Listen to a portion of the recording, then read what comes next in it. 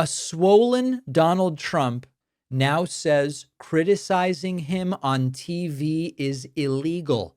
Well, I guess I'm about to commit a crime. Free speech, right? We are seeing the most, by the way, I'm going to have a report about arguably Trump being the most anti-business president in my lifetime. But right now we're talking about free speech. And I believe this is the most anti-free speech president in my lifetime. Donald Trump said the following about criticisms of him in the media, on social media. And a follow-up on Charlie Kirk, there's been a lot of talk about free speech this week. Do you see a difference between cancel culture and consequence culture? I mean, your question's a little trick question. I'm a very strong person for free speech. At the same time, when you have networks that where I won an election, like in counties, I guess it's 2,600 to 525. That's called a landslide times two. When you have that level of popularity or voter support, as I did in the last election, and yet 97 and 94%, different numbers. You see different numbers with different stats, but 97, 94, 95, 96% of the people are against me in the sense of the newscasts are against me. The stories are they said 97% bad. So they gave me 97. They'll take a great story and they'll make it bad. See, I think that's really illegal, personally. It's really illegal personally, says Trump. Unfortunately, it's not. It is very much not illegal. The First Amendment protects exactly this. Media criticism of the president, especially when it's harsh. That's kind of the whole point. You don't get to claim that speech is illegal because Jimmy Kimmel makes a joke you don't like. What would be illegal would be, if there's defamation, knowingly spreading false statements that damage someone's reputation, direct threats, incitement to violence. But 97% of stories against me are negative. That is not defamation. It's called the journalism in a democracy, or it's satire, or it's opinion, or it's comedy. These are all protected by the First Amendment, which Trump used to say he supports. Now, the Supreme Court has already said a lot about this. The Supreme Court has reaffirmed protections for harsh criticism of public officials. There's a case, New York Times v. Sullivan, in 1960, during the Civil Rights Movement. The New York Times put out a full-page ad criticizing how officials in Alabama were treating civil rights protesters.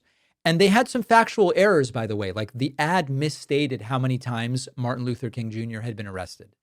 L.B. Sullivan, a Montgomery City commissioner, sued the New York Times for libel, even though he wasn't mentioned by name. And he said the ad defamed him because it criticized the police who were under his authority. He was initially awarded $500,000, which was an insane amount of money back then. And state courts said, we uphold this. It was libel. He gets $500,000. But then it went to the Supreme Court, and the Supreme Court overturned it. And Justice William Brennan said, public officials suing for defamation must prove actual malice, meaning they have to show that the statement was false. It was published either knowing it was false or with reckless disregard for whether it was true. If someone makes an honest mistake, or if someone makes a harsh criticism, or someone does negative coverage, you can't win a libel suit over that. And that ruling ever since has given really strong protection when individuals criticize public officials. And what that ruling really did was it recognized that free debate, even if it has errors, is more important than protecting public officials from hurt feelings. So when Trump goes, oh, the negative coverage is illegal, he's ignoring not only the First Amendment, but he's ignoring that we have a foundational case precedent here that explicitly protects criticism of the president. Notice how it ties right back to the authoritarian playbook. You attack the networks as Democrat operatives. You claim criticism isn't really speech. You hint that it should be illegal and that the government should punish it. And we've seen it before. They don't stop with the free press. They end this with state media. It's the sort of stuff North Korea has. That's often the end point for these people. Now, my hope, of course, is Trump won't be president long enough to make that happen. But Trump at this point is this swollen, orange, paranoid, desperate being. And when he says mocking him is a crime, what he's really doing is admitting that what he fears more than prison is people laughing at him. And we've known that for a long time. Trump needs to be loved. And I don't know of anyone with a thinner skin than Trump, especially someone as wealthy and powerful as Donald Trump. And his persona was built on telling it like it is. He mocks his opponents. He gives people these insulting nicknames. He runs on culture war cruelty. But when the tables turn and he's the target of the comedy, he's the target of the satire, he's the target of the criticism, he goes, it should be illegal to criticize me. Constitution be damned. And that's really sort of like the motto. The slogan for this administration should be Constitution be damned. We've got a great bonus show for you today. We'll talk about Afghanistan refusing a deal to give Bagram base back to the U.S. after Donald Trump said, we want it. We will hear from Nancy Mace, who says trans people should be forcibly institutionalized in psychiatric hospitals. And we will discuss the possibility of an Alexandria Ocasio-Cortez Senate run or White House run. Does one make more sense than the other? First one, then the other. What do you think? All of those stories on today's bonus show. I am welcoming today. Oh, I got to welcome my new. Hold on. I want to say thank you to the two newest members, Kimberly Segudo and Melissa Lopez, who signed up just in the last couple of hours, our two newest members. Join them and get the bonus show every day at joinpakman.com.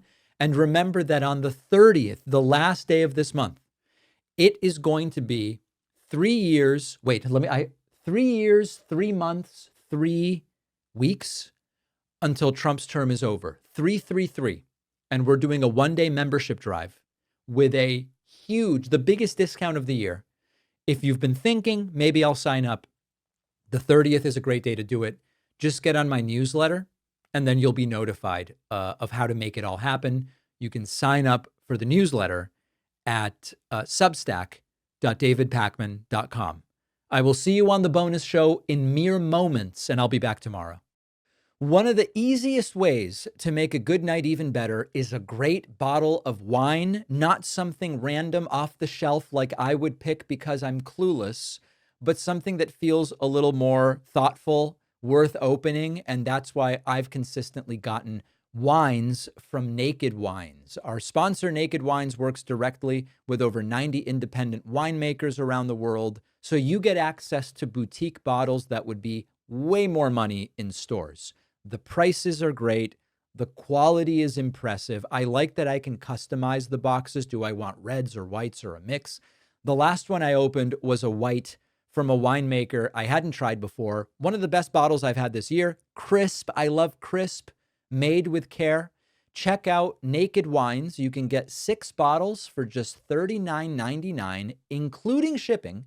Go to nakedwines.com/Pakman, click enter voucher, use code Pakman for both the code and the password.